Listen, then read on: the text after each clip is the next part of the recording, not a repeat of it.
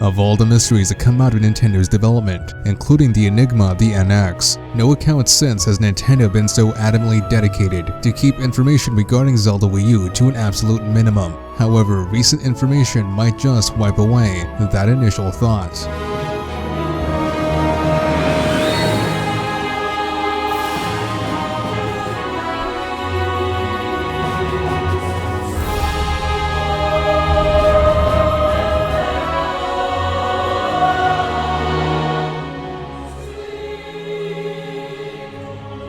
As far as anyone knows, Eiji Aonuma along with his EAD team took on a daunting prospect to create a new iteration of the Zelda series that would challenge the franchise's conventions. But what came out of this? Well, to understand the situation, let's start at the beginning.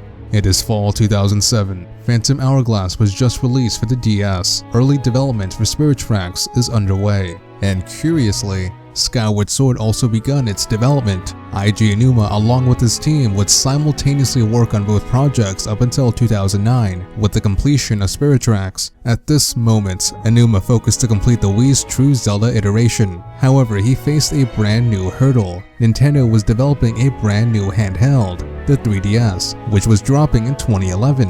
In order to get an understanding of the hardware, Aonuma, along with the developers over at Grezzo, oversaw the creation of an Ocarina of Time remake. With its release in the June of 2011, Aonuma, along with Grezzo, immediately began work on a much-anticipated remake for Majora's Mask. As you can imagine, Eiji Aonuma had his work cut out for him. But through it all, Skyward Sword saw its completion in the fourth quarter of 2011. With Skyward Sword finished, Aonuma and his staff immediately went to work on a brand new Zelda iteration on the 3DS. This project will eventually become A Link Between Worlds. However, the powers that be at Nintendo faced a daunting challenge. Their latest console at the time, the Wii U, was about to drop in 2012. The console demanded a new Zelda installment to be a part of its library. As a result, a brand new Zelda project for the Wii U likely begun sometime in 2011. Since Eiji Aonuma did not direct the upcoming Link Between Worlds, nor has he directed any Zelda game since Twilight Princess in 2006, Aonuma faced the challenge of working on multiple projects on both handheld and console devices, a challenge he ultimately turned to his advantage. In order to create Zelda Wii U to its fullest potential, Aonuma wanted to test the conventions of the Zelda franchise, conventions that were challenged by men such as Hiromasa Shikata, who directed A Link Between Worlds. Additionally, Aonuma also wanted to test the waters of the Wii U's potential. What better way to do this than by working on a title for the console? This became Wind Waker HD. It was during this time that Aonuma faced a realization. He had a hand in the Majora's Mask remake, A Link Between Worlds, and a Wind Waker HD. Aonuma not only wanted to merge existing Zelda conventions, but to challenge and innovate them. With Wind Waker HD releasing in fall 2013 and Link Between Worlds following afterwards,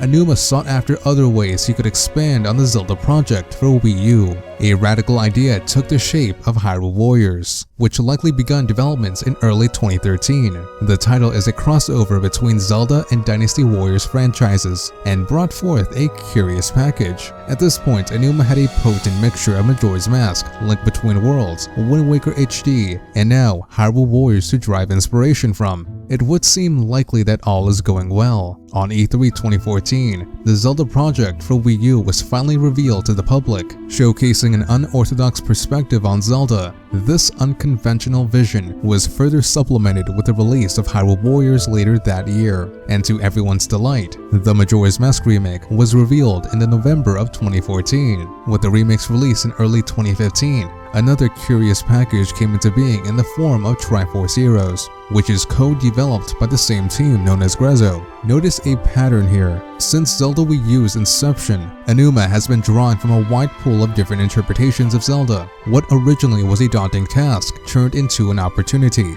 with Aonuma absorbing ideas from a variety of different conventions. More footage of the Zelda project for Wii U was revealed at the Game Awards. As expected, the title expressed elements from a variety of past installments. There, Aonuma delivered his reassurances for a 2015 release of the project. However, something was amiss. Not only has the project not received a permanent title, but not too much information was revealed to the public. Perhaps it was the prolonged development of the Majora's Mask remake that awakened something from Aonuma. Or perhaps the possibilities of Hyrule Warriors spawned new ideas. Whatever the case, Aonuma has fostered an ambition to create nothing less than spectacular, to strive nothing short than perfection. The Zelda project for Wii U is the culmination of his passions to ultimately change the Zelda franchise. The Zelda project for Wii U is the instrument to meet that end. However, such an ambitious task required time, hence the delay in 2015. To bring Hyrule Warriors to a wider audience, a new version for the 3DS is created. This project, along with Triforce Heroes, was revealed in E3 of 2015. So based on all the information gathered, what comes next? Well, Nintendo's latest console, the NX, is on the horizon, which makes all of this very curious. Technically speaking, it is possible that Zelda Wii U was in development longer than the entire lifetime of the Wii U so far,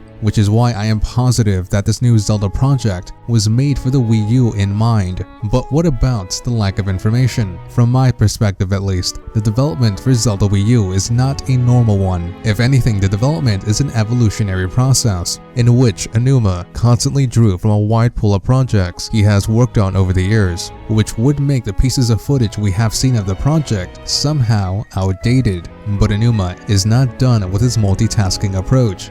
There has been talk of a Twilight Princess HD remake. If this remake is in development, it would begin right after the completion of Wind Waker HD in late 2013. With Aonuma working on a Twilight Princess remake, Zelda Wii U's pool of inspiration just became that much more vast. Eiji Aonuma certainly is a hard worker.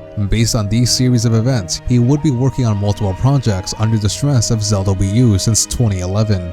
Furthermore, the development of the Zelda project for Wii U is not isolated in the scheme of the franchise's longevity, but a part of an evolutionary process which seeks to challenge the prior restraints on the series. But what else can we say about this? We have the legendary Zeltik, the regal Commonwealth Realm, and the hectic HMK to discuss this perplexing mystery. Now, out of curiosity, why do you guys think there has been such a lack of information regarding Zelda Wii U? It's very weird their strategy in regards to Zelda Wii U. You know, they constantly have said, like around the time of E3, before E3 and after E3, that they've had footage, videos. They have stuff of Zelda Wii U. And Reggie Fils-Aimé was all like, "Oh yeah, I've seen the game, looks great. We have a ton of great footage. We're gonna show it off at the right time." So when's the right time, Reggie? It's been E3, Gamescom, PAX Prime, Tokyo Game Show, like New York Comic Con. When's the right time? Are you going to show it at the Game Awards again this year?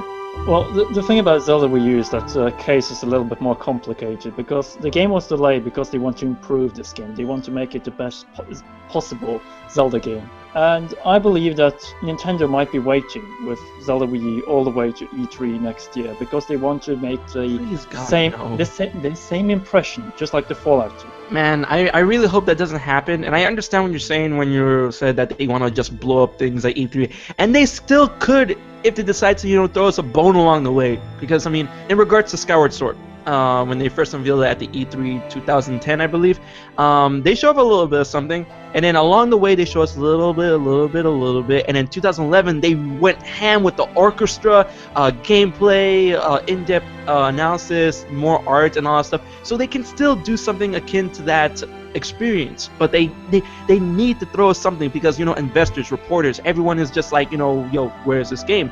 And it's gonna get to the point, and there's gonna be those people that are gonna be like, oh right, yeah, we finally get something at E3. But at the same time, there are gonna be those people who's like, you kind of like treated this pretty badly, pretty poorly. I mean, it's Zelda Wii U. People are still gonna be excited regardless. But Well, I think possible reasons for this complete void of information that we've got with Zelda Wii U could be there's either massive changes, or potentially it's just like they're continuing the game as normal, but they're holding back on information until a big reveal to sort of build hype, if you understand what I mean. But I don't think that's working if that's what they're trying to do, because it's just sort of more than building hype, it seems to be killing hype for the game. Because like before this small Famitsu interview, there's been hardly any talk of Zelda Wii U anywhere at all, because there's just hardly anything to talk about, because we haven't seen anything in nearly a year.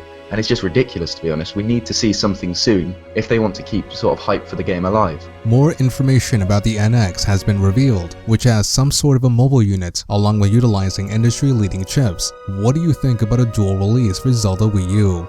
I would rather not see a release of Zelda Wii U on the Wii U and the NX, because that's kind of like a slap to the face of people who's been waiting and who invested in the Wii U. I strongly disagree with you there, HMK, because we need to think about Nintendo's future here. We need to talk about the financial situation, and the Wii U hasn't been selling at all. They have barely sold 10 million units, and the NX needs to be successful so Nintendo can resurge and regain their position with the NX. And Zelda is an incredibly important part of that. Just having Zelda again as a launch title for a system would sell units as hotcakes. If Nintendo markets the NX well, it will move units like hotcakes. They did it with Splatoon and they did it with Super Mario Maker. Their marketing campaigns for those two games were crazy, and you know what? Splatoon is outselling Smash Bros. In Japan, and in the first week of sales, Super Mario Maker passed 1 million units. Alright? So all they need for NX is some good games at launch and a fierce marketing campaign, and they will be good. All it needs is a fierce marketing campaign, and the NX will sell decently well. Nintendo has proved that with the past two games with Splatoon and Super Mario Maker. So what can we take from all the information presented? Well, in a recent interview with Eiji Aonuma, he has given us one clue. If we put all the feedback the fans write directly into the game, there won't be an element of surprise. If there's a comment and they're asking for certain element, I would think, oh, why not interpret this in a different way that you wouldn't expect? That's how we create a new element in a Zelda game. I always want to implement something new and surprising into every game. In other words, Aonuma wants the Zelda series to both constantly evolve and, most importantly, surprise. Perhaps this could reveal partly on why there hasn't been much information regarding this topic, that Aonuma wants us to keep on wondering and speculating. With the NX on the horizon, the future does seem a bit turbulent. But I do want to make one prediction. I am certain that there is another Zelda title in development besides Twilight Princess HD and Zelda U. This new project may be on the NX. The reason why I say this is just by taking a look at the EAD's development history. If anything, they are excellent multitaskers. But what do you guys think about Zelda Wii U? Rylan Chapman says, I think it'll be on both. It would be a great launch title for the NX, and it would keep Wii U owners appeased. And Goose says, unless the NX is radically different from a traditional console, I think it'll be a dual release, like Twilight Princess. These are interesting inferences. Perhaps Nintendo has something similar in mind. Will we see more info at E3 2016? Or perhaps a future Nintendo Direct or something of the sort? If Zelda Wii U is truly hidden away in its own ambition, just waiting for the right moment to be revealed, then Eiji Aonuma wishes to surprise us at just the right opportunity. However, this story of this enigmatic project is only one in the grand scheme of things. There is another tale out there, but it is infinitely darker. And it is a tale that will be told next time.